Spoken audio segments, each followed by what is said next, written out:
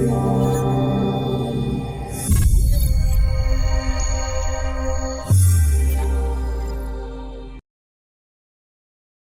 guys, this is Mark from Thrill House Entertainment, and I'm back with devlog number 2 for Freebooter for the month of May 2021. This month's update was a little weird because it was really big, like I did a lot of things, but most of it was really behind the scenes, and so there actually isn't a whole lot to show off here. But the update this month centered around towns. As you can see here, I made a new scene with a new tile map, so the player can move around and interact with the towns. The player can speak to all of the NPCs that are around town and can even go in and out of buildings, like right here. When I was designing the game, I kind of went back and forth about whether I wanted to have top-down towns or side-scroll towns, and I settled on side-scroll just because I felt it would be a little disjointed to have the player be on foot on both side-scroll and top-down. I don't know, I might be neurotic, I might be overthinking this. The biggest additions to this build were the quest and dialogue systems. Both were built in Unity using scriptable objects, so they're really customizable and really efficient.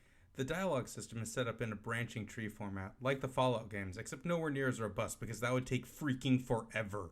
There isn't actually a whole lot to say about the quest system. It works pretty much exactly like every other action RPG out there right now. The player can view the progress of their quest by going into the inventory and clicking on the quest tab. I mentioned this really briefly in my last video, but I had a shop system in place to begin with, and so adding the shops in here was pretty easy. I just had to fix a ton of bugs, but the player can go into the shop and talk to the shopkeep and specify if they want to buy or sell things. If they have money or inventory to sell, they can go into the buy or sell menus. From there, it works exactly as expected. If you have money, you can buy things and it gets added to your inventory. If you want to sell things, you can sell your inventory and then it gets taken out of your inventory and replaced with gold. Go economics. One thing that I am super excited about this build though is that I finally have it set up so that I have a working gameplay loop.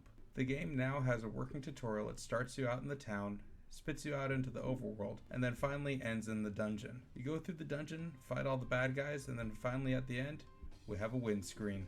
So please, by all means, please try my game. Let me know what you think. I'm aware that it's got a ton of bugs. I'm still working on it. It's still being polished. Another thing to mention is that with this update with the towns, the skeleton of the game is done. The game needs a ton of polish, but all of the core game mechanics and core systems are in place. So for the next couple months, we're going to put our heads down and just get to work building up this game so that it's something that we can all be proud of. Please let me know what you think about it in the comments below. Like, share, subscribe, all that stupid stuff. Check back at the end of next month for another devlog. Have a good one, you guys.